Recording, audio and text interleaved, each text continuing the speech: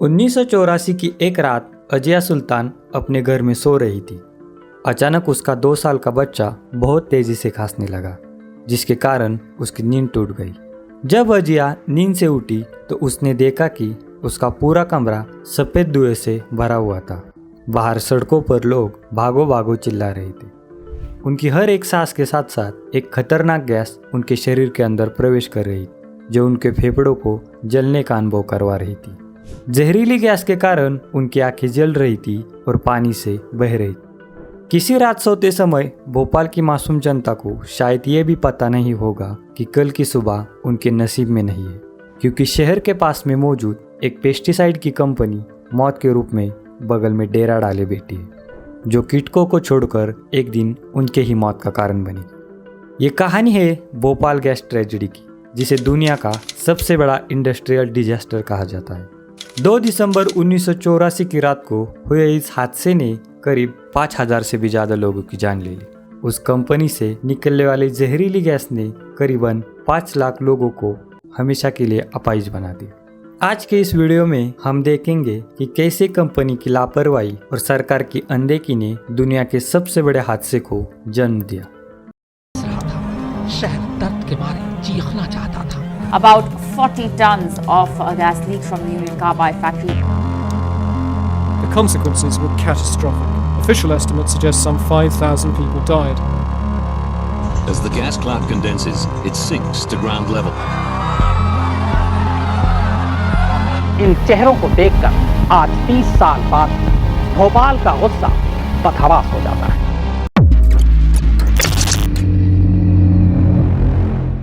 इस कहानी की शुरुआत होती है भारत के आज़ादी के साथ। आज़ादी के बाद भारत सरकार ने कई ऐसी पॉलिसीज बनाई जिसने फॉरेन कंपनीज को भारत में इन्वेस्ट करने के लिए इनकरेज किया, जिसके तहत यूनियन कार्बाइड कॉरपोरेशन ने भारत सरकार से 7 पेस्टिसाइड का सब्सिडी प्लांट लगाने के लिए परमिशन मांगी, जिसे भारत सरकार ने मंजूरी दे दी। यूनियन कार्बाइड कॉरपोरेशन यानी यूसीसी एक अमेरिकी कंपनी थी, जो 1934 से भारत में यूनियन कार्बाइड इंडिया लिमिटेड के नाम से अपनी फैक्ट्री चलाती थी। शुरुआती दिनों में यह कंपनी भारत में बैटरी के क्षेत्र में कारोबार करती थी। फिर साल 1961 में इस कंपनी ने एग्रोकेमिकल बनाने का एक कारखाना भोपाल में शुरू किया। इन कारखानों में पेस्टिसाइड यानी कीड़ों मकोड़ों को मारने की दवा बनाई जाती थी, जिसे बनाने के लिए बेहद ही खतरनाक और जहरीले केमिकल का इस्तेमाल किया जाता था। और इन्हीं केमिकल में से एक केमिकल था मिथाइल आइसोसाइनाइड, जिसे शॉर्ट में MIC भी कहा जाता है, जो कि बेहद ही खतरनाक था। इस कारखाने में MIC का दूसरे गैसों के साथ केमिकल रिएक्शन करवाया जाता था और इसी रिएक्शन से उन्हें सेविन यानी कीड़ों मकोड़ों को मारने की दवा मिल जाती थी, जो कि बाद में बाजारों में बेची जाती थी। मिथाइल आइसोसाइनाइड कोई आम गैस नहीं, बल्कि पूरी पृथ्वी पर पाए जाने वाली सबसे जहरीली गैसों में से एक है। यह वो गैस है जिसे गैस चैम्बर में डालकर हिटलर ने कई लोगों की जान ले ली थी। इसके अलावा इस गैस का यूज वर्ल्ड वॉर 2 के दौरान केमिकल बम बनाने के लिए भी किया गया था, और जिसे साल 1949 में हुए जिनेवा कन्वेंशन के बाद किसी भी तरह की लड़ाई के लिए पूरी तरह से बैन कर दिया गया था। और कुछ गिनी चुनी कंपनियों को सिर्फ इंडस्ट्रियल यूज के लिए इसका लाइसेंस दिया गया था, और उन्हीं कंपनियों में से एक कंपनी थी यूनियन कार्बाइड। शुरुआती दिनों में इस कंपनी के पास मिथाइल आइसोसाइनाइड को इस्तेमाल करने के लिए लाइसेंस तो था, मगर उसके पास इसे भारत के अंदर बनाने का लाइसेंस नहीं था। इसलिए MIC को भारत में नहीं बनाया जाता था, बल्कि उसे अमेरिका से इंपोर्ट करके लाया जाता था और फिर उसका इस्तेमाल भारत में किया जाता था।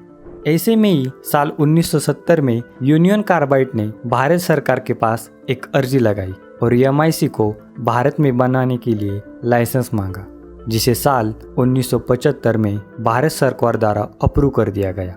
और फिर साल 1979 से MIC को भारत में ही बनाया जाने लगा और उसे पेस्टिसाइड में इस्तेमाल किया जाने लगा। इस गैस को लिक्विड के 3 बड़े टैंकों में ज़मीन के अंदर स्टोर करके रखा जाता था, जिसे E610, E611 और E619 नंबर दिए गए थे।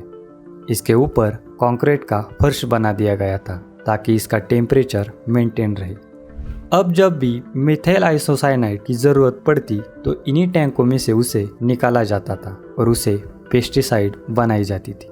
इसके बाद वक्त बीतता गया और साल 1984 आ गया। अब फैक्ट्री को शुरू हुए पूरे 15 साल हो चुके थे और तारीख थी 2 दिसंबर 1984।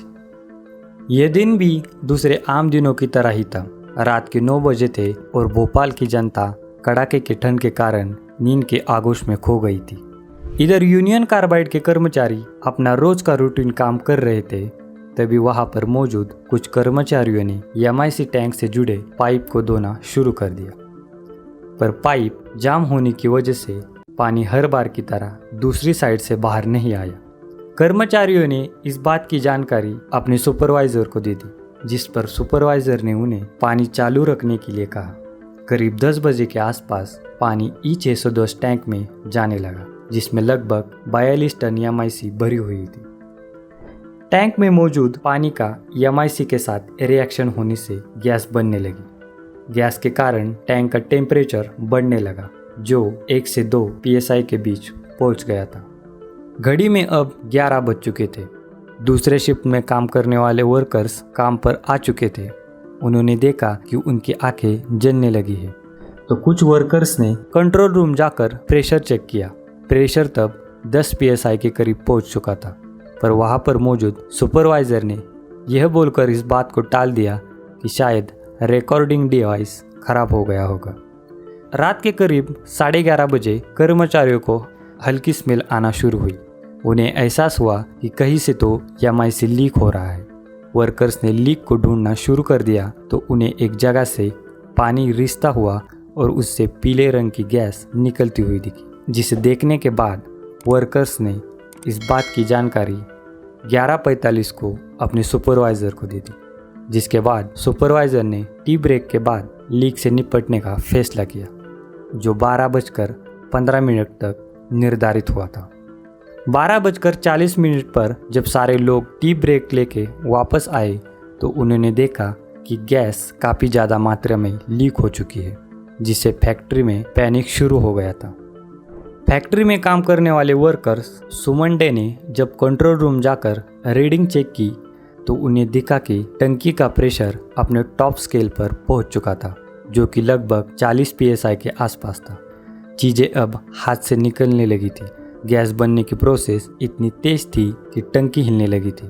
टंकी के ऊपर बने सीमेंट कंक्रीट में दरारें आने लगी। लिक्विड के गैस में बदलने से टंकी के अंदर का दबाव और बढ़ गया, और यह इतना ज़्यादा था कि प्रेशराइज गैस ने सेफ्टी डिस्क को तोड़कर सेफ्टी वाल्व खोल दिया और गैस सीधे स्क्रबर में चली गई। स्क्रबर से होते हुए एक पाइप ज्वलन टावर की ओर जाता था, जहां पूरी फैक्ट्री की बेकार बची ज्वलनशील गैसों को जलाया जाता था। यह ज्वलनशील टावर पिछले कुछ दिनों से मरम्मत के लिए बंद था। 8 इंच व्यास वाला एक वेट पाइप स्क्रबर में से होता हुआ आसमान की तरफ जाता था। संयोग से यह पाइप उस दिन दुरुस्त था और काम कर रहा था। गैस इसी रास्ते से बाहर निकल गई और आसमान में फैल गई। जो वर्कर्स आसपास मौजूद थे वो उस गैस पर पानी फेंकने की कोशिश करने लगे, लेकिन जो पॉइंट था जहाँ से गैस निकल रही थी उसकी ऊंचाई बहुत ज़्यादा थी। इस वजह से पानी वहाँ तक नहीं पहुँच पाया। उस समय रात के तकरीबन 2 बजे थे और ठंड के मारे भोपाल के सभी लोग अपने अपने घरों के अंदर सो रहे थे। अचानक कुछ लोगों ने खांसना शुरू किया तो कुछ लोगों की आंखें जलने लगी। लोग खांसते हुए, उल्टियाँ करते हुए अस्पताल की ओर भागने लगे। उस समय किसी के आंखों के सामने अंधेरा छा रहा था तो किसी का सिर चकरा रहा था। एक अनुमान के मुताबिक सिर्फ 2 दिन में ही 50,000 से ज़्यादा लोग इलाज के लिए अस्पताल पहुंच चुके थे, जबकि कईयों की लाशें सड़कों पर ही पड़ी थी। उस समय 10,000 से भी ज़्यादा लोग भोपाल छोड़कर सीहोर, होशंगाबाद तथा अन्य शहरों और गांवों में पहुंच चुके थे। भोपाल गैस त्रासदी की गिनती एक खतरनाक औद्योगिक दुर्घटना में होती है। इसमें कितनों की जान गई और कितने लोग अपाहिज हो गए, इस बात का कोई सटीक आंकड़ा नहीं है। सरकारी आंकड़ों के मुताबिक इस दुर्घटना में 4,000 से भी ज़्यादा लोगों की मौत हुई, जबकि 5 लाख से ज़्यादा लोग अपाहिज हुए। दूसरी ओर कोर्ट में पेश किए गए आंकड़ों के मुताबिक इस दुर्घटना ने 15,000 से भी ज़्यादा लोगों की जान ले ली थी। आखिरकार ये सवाल मन में आता है कि इतने घातक रसायन वाले कारखाने की सुरक्षा में इतनी लापरवाही क्यों हुई? क्यों मिथाइल आइसोसाइनाइड को इतने लंबे समय तक जमा करके रखा गया, जबकि सुरक्षा की दृष्टि से इसे 15 दिन से अधिक जमा करके नहीं रखा जाना था। टंकी वाटरप्रूफ थी, फिर भी पानी उसके अंदर कैसे चला गया, जबकि टंकियों में रेफ्रिजरेशन सिस्टम साल भर से बंद थी और किसी ने उसकी तरफ ध्यान भी नहीं दिया। दूसरी बात यह है कि भोपाल प्लांट में 3 टैंक थे, जिनमें से हर एक की क्षमता 60 टन थी, जिसमें से एक को ज़रूरत के लिए हमेशा खाली रखा जाना था। लेकिन उस रात सभी टैंकों में EMIC भरा हुआ था। कहते हैं कि खतरे की सूचना देने के लिए टंकियों में जो तापमान और दबाव सूचक यंत्र लगे रहते थे, उन सूचक यंत्रों ने भी ढंग से काम नहीं किया। कहा जाता है कि कई सालों से भोपाल के कारखाने में बन रहे सेविन कीटनाशक की मांग घट रही थी, इसलिए कारखाना साल में 2-3 महीने ही चल रहा था। खर्चा बचाने के लिए कई मजदूरों को काम से निकाल दिया गया था और कुछ पुराने मजदूरों को बैटरी के कारखाने में भेजा गया था। उसके साथ ही नए और सस्ते मजदूरों को खतरनाक EMIC प्लांट को संभालने की जिम्मेदारी दी गई थी। इस दुर्घटना में हजारों की संख्या में लोग मारे गए। जब लोग अपने रिश्तेदारों को दफना रहे थे, उनका दाह संस्कार करने में जुटे थे, तभी शुरू होती है कानूनन लड़ाई, जिसने गैस पीड़ितों के अनेकों संगठन बनाए, जिन्होंने अलग अलग जगहों पर अलग अलग मुकदमे दर्ज किए। 3 दिसंबर 1984 को स्थानीय हनुमानजंग पुलिस थाने में लापरवाही और अन्य गंभीर आरोपों के लिए सबसे पहली FIR दर्ज की गई। तरह तरह के केसेस अलग अलग जगह पर चलने लगे तो भारत सरकार को लगा इतने केसेस अलग अलग व्यक्तिगत तौर पर लड़े जाए, इससे अच्छा ये होगा एक्ट बनाकर पीड़ितों के लिए सारे अधिकार सरकार खुद अपने हाथ में ले ले और इन सभी की तरफ से सरकार खुद ही इस लड़ाई को लड़े। इस सोच से एक एक्ट मंजूर हुआ, जिसे Bhopal gas leak disaster act 1985 के नाम से जाना जाता है। इस एक्ट के तहत सारे अधिकार केंद्र सरकार ने अपने हाथ में ले लिए। 4 साल के बाद भारत सरकार ने जो मुकदमा दायर किया था वह 3,900 करोड़ रुपए के मुआवजे का था। यह दावा भारत सरकार ने अमेरिकी संघीय अदालत में UCC के खिलाफ दायर किया था। इस मुकदमे में अदालत ने UCC के पीड़ितों की मदद के लिए $5 मिलियन और $10 मिलियन के बीच प्रदान करने का सुझाव दिया। UCC ने $5 मिलियन के भुगतान करने पर अपनी सहमति दर्शाई, लेकिन भारत सरकार इस प्रस्ताव के लिए राजी नहीं हुई। 1989 में भारत सरकार और यूनियन कार्बाइड कॉरपोरेशन के बीच एक आउट ऑफ कोर्ट समझौता हुआ। तब UCC ने 715 करोड़ रुपए का भुगतान करने पर सहमति व्यक्त की और तुरंत राशि का भुगतान किया गया। 1991 में भोपाल के अधिकारियों ने त्रासदी के समय UCC के CEO वॉरेन एंडरसन पर हत्या का आरोप लगाया। इस हादसे के बाद मुख्य आरोपी वॉरेन एंडरसन, जो 6 दिसंबर 1984 को भारत आया था और उसको गिरफ्तार भी किया था, लेकिन अगले ही दिन 7 दिसंबर को उसे सरकारी विमान से दिल्ली भेजा गया और वहां से वो अमेरिका चला गया। इसके बाद एंडरसन कभी भी भारत लौटकर वापस नहीं आया। आरोपित किए जाने के बाद भी वह अदालत में पेश होने में विफल रहा और फरवरी 1992 में भोपाल की अदालत द्वारा उसे भगोड़ा घोषित कर दिया गया। भले ही केंद्र सरकार ने एंडरसन के प्रत्यारोपण के लिए अमेरिका पर दबाव डाला हो, लेकिन सरकार को कुछ भी हासिल नहीं हुआ। इसके बाद एंडरसन की मृत्यु 2014 में बिना मुकदमे का सामना किए होती है। Indian council of medical research के अनुसार करीबन 5,20,000 गैस पीड़ितों के खून में जहर बह रहा है, जिसके कारण उनके शरीर में लगभग प्रत्येक भाग को हानि पहुंच गई है। भूख ना लगना, बार बार बुखार आना, थकान, कमजोरी और तनाव जैसे लक्षण इन सब में पाए गए हैं। परंतु यूनियन कार्बाइड कंपनी रासायनिक गैसों के मिश्रित और उससे शरीर पर पड़ने वाली प्रभाव की जानकारी को लगातार गुप्त रखे हुए है। वह इस बात को अपना ट्रेड सीक्रेट मानती है।